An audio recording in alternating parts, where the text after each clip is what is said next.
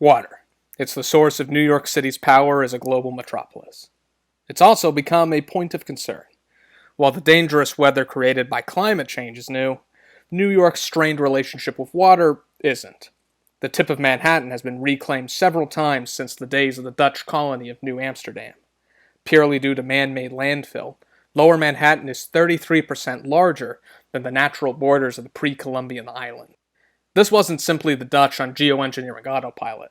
While the Dutch West India Company performed the initial landfilling, the British quickly took over with large initiatives such as a stone dock expansion at Whitehall Street. Post-independence, the Erie Canal of 1825 made the Hudson River an industrial waterway and cemented New York City's position as a dominant American port.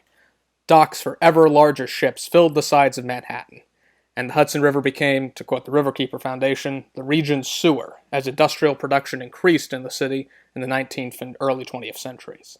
In the Bay, both Ellis Island and Liberty Island, home of the Statue of Liberty, were the products of landfill expansion projects. The culture of water reclamation in New York City was so prevalent that several plans were released advocating for even more ambitious landfill projects, such as this ridiculous 1916 plan advocating for filling in the entire East River. Two major changes occurred in New York City's relationship to the water in the later 20th century. One was cargo and passenger shipping leaving New York City's shores. The other was deindustrialization and a shift of focus to environmental issues. The Clean Water Act of 1972 allowed for the Hudson River to be rehabilitated into a leisure location.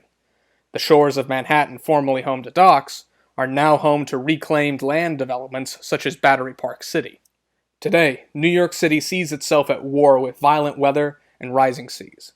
Hurricane Sandy devastated the region in 2012, and the New York City subway flooded 3 times due to violent weather in the summer of 2021 alone.